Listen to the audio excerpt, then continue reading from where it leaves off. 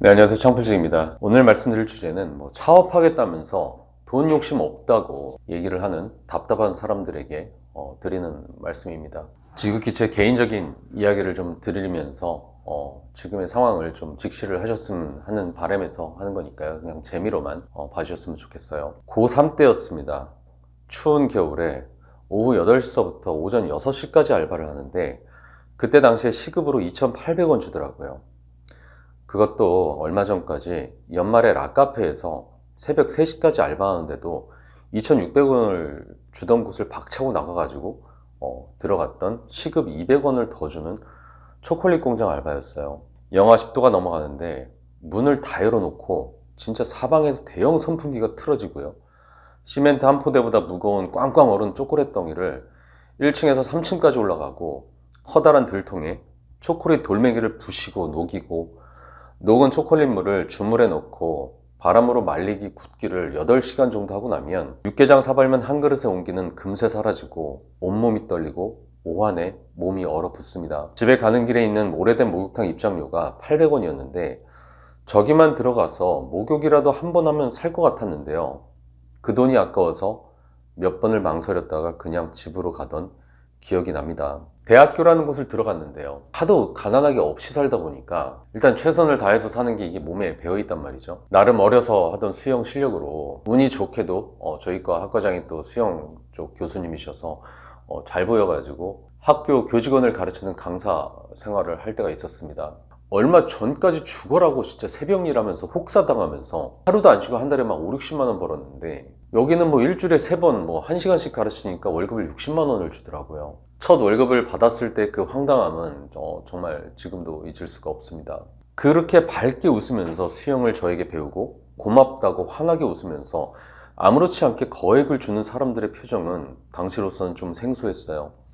제가 당시에 평생 보아왔던 가난에 찌들어서 경계하고 의심하고 음침하게 쥐어짜면서 살던 사람들과는 종이 다른 사람들이었어요. 한 번은 이런 적이 있었습니다. 너무 어려운 표정으로 어렵게 좀 부탁을 좀 하고 싶다고 이렇게 부탁을 하는 거죠. 자기 애들이 애가 둘인데 원래 수영 가르칠 때 두당 30만 원씩 받아야 되는데 한 45만 원 정도로 2명 가르쳐 주시면 안 될까요? 레슨을 이렇게 부탁을 하시더라고요.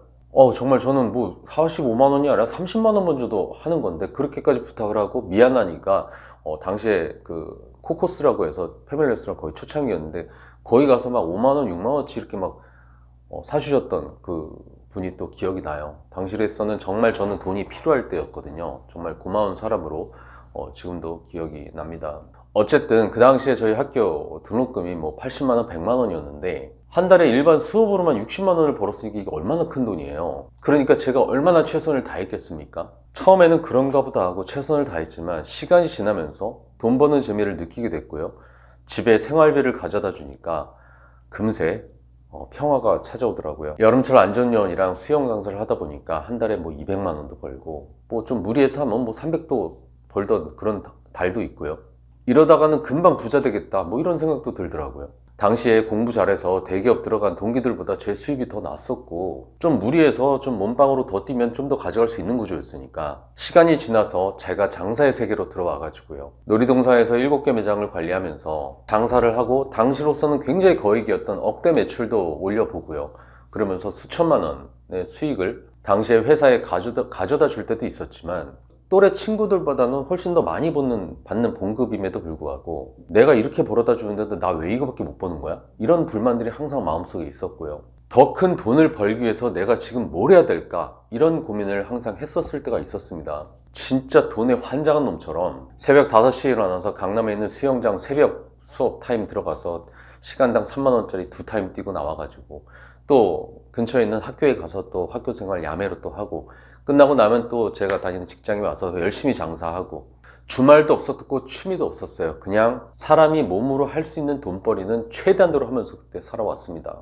열심히 산 것도 산 거지만 진짜 돈을 벌어야 된다라고 하는 이 마음속에 이 치열했던 그 생각, 돈이 없으면 결국엔 예전에 내가 받았던 그 굴욕, 참함, 무시와 멸시, 그것들을 또 당할 수 있다는 그 두려움에 정말 돈에 환장해서 돈을 찾아서 열심히 뛰어다닐 때가 있었습니다. 상가를 거래할 때 먹는 그 커미션에 따라서 수입이 달라지는 컨설팅 회사에 들어가서 일을 했을 때도 수수료가 적은 일은 아예 쳐다보지도 않았어요. 뭐 아파트 전월세, 뭐 쬐깐한 뭐 상가 이런 거 거래하는 거 이런 거 왜 하는 거야?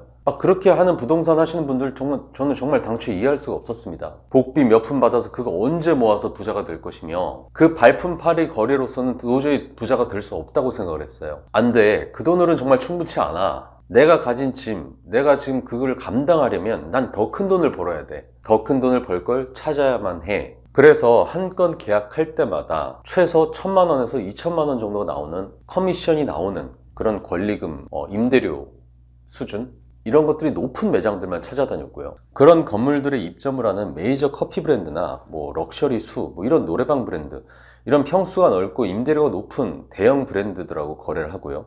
그쪽 브랜드 사람들하고만 일을 했습니다. 프랜차이즈 회사 입사할 때도 연봉이라는 허울뿐인 월급 몇 푼 주고 뭐 상여금이 뭐 어쩌고 저쩌고 희복비를 뭐 주고 어쩌고 저쩌고 뭐 이런 얘기를 하는 이름만 유명하기만 할 뿐 나에게 전혀 수익적으로 감동이 없는 그런 종류의 회사는 거들떠 보지도 않았고요. 커미션이 세고 부동산 쪽으로도 좀 짭짤한 그런 브랜드들을 선택해서 들어갔고요. 당시에 가장 컸던 샤브 브랜드에 들어갔을 때도 가맹 영업을 담당했던 그 본부장님이 우리 지방에 내려가서 우리끼리 계약 많이 써서 다 해먹자, 이런 달콤한 말에 이끌려가지고 하루아침에 서울 생활 정리하고 대구에 내려가서 일을 하러 내려간 적도 있었습니다. 희열과 좌절이 교차되던 어느 시기에 어쩔 수 없이 회사를 세우고 창업을 했을 때도 저의 목표는 오로지 계약을 많이 해서 돈을 많이 버는 거였고요. 그게 사업가의 본분이라고 생각했습니다. 돈을 못 버는 사업가가 무슨 사업가예요? 그리고 그 돈을 많이 벌어야 우리 가족을 지키고 우리 회사를 지키고 이 정글과도 같은 곳에서 자존감을 지키고 살 수 있다고 생각을 했고요. 그 의지에 걸맞게 또 열심히 했습니다.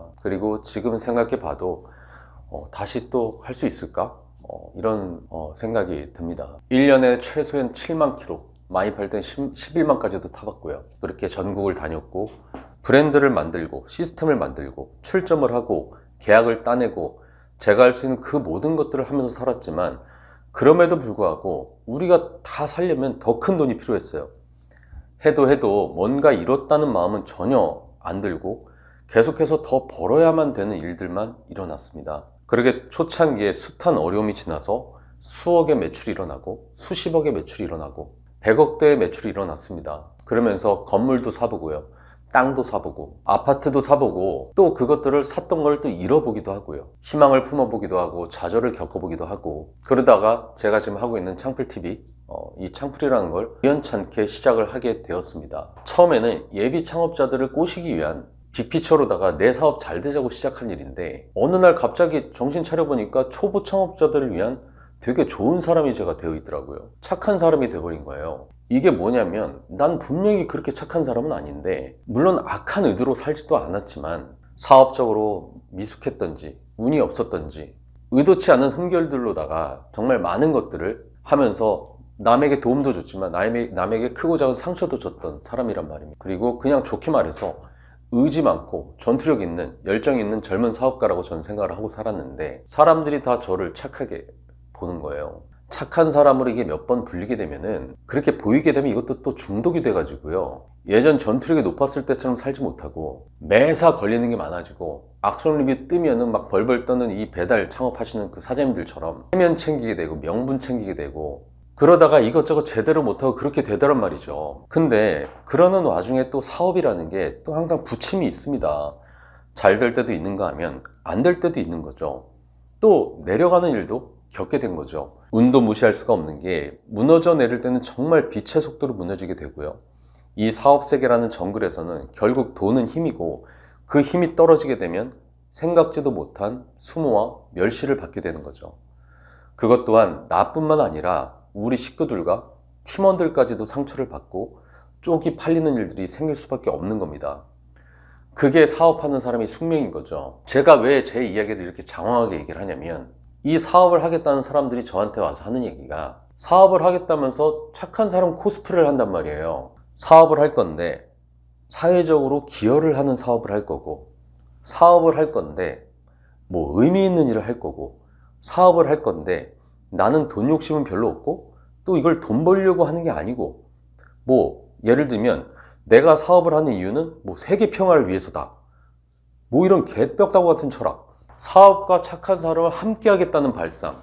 각자 마음속에 가지고 있는 세계 평화는 힘을 가진 다음에 할 수가 있는 건데, 지금은 힘을 기르는데도 지독하게 집중해도 될까 말까인데, 사업 시작서부터 사업이 잘 안 됐을 때까지 예상해서 명분 삼아서 남에게 핑계대고 빠져나갈 궁리하는 정말 심신이 미약한 사업가로밖에 안 보여요. 얼마 전에 했던 도쿄올림픽 기억하시나요? 인기 종목은 물론이고 비인기 종목을 하는 체육인들에게도 정말 의미 있는 명실공히 세계 최고의 체육대회죠. 하지만 평소에 꾸준히 자신의 모든 걸 바쳐서 그 선수를 위해서 평생 뒷바라지하고 키우고 성장시킨 부모와 트레이너, 감독, 코치들은 이름이 안 나옵니다. 영웅이긴 하지만 이름이 드러나지 않는 언성 히어로 이런 것들로 조명이 안 되고요. 그동안 한 번도 안 보였다가 돈으로 후원했던 그 기업의 회장들은 하루아침에 아버지가 되고 착한 키다리 아저씨가 됩니다. 방송에서는 갑자기 특별한 관계로 만들어버리고 아무리 뛰어난 선수라고 해도 결국 자신을 지키고 자신의 삶을 지킬 수 있는 건 나를 사랑해주는 마음으로 위해주는 사람들이 아니라 돈이에요. 돈이 없으면 팀이 해체될 수도 있고 돈이 없으면 좋아하는 운동도 못합니다. 자꾸 돈을 폄하하지 마세요. 세계 평화의 가치를 둬서 돈을 폄하하면 돈은 결코 당신에게 오지 않습니다. 사업하겠다는 마음을 먹었다는 건 돈을 벌겠다는 진지한 마음을 먹은 겁니다. 지독하게 인생 자체를 돈의 포커스에 맞추고 하루하루 최대한 성실하게 돈 벌 궁리를 해야 됩니다. 이게 자칫 잘못되면 나뿐만이 아니고 내 식구들까지 온갖 수모와 멸시를 받을 수가 있는 건데, 아무리 고귀한 생각을 가지고 있다고 해도 내 자존감은 생각보다 빠르게 무너지는 시기 정말 빨리 오거든요.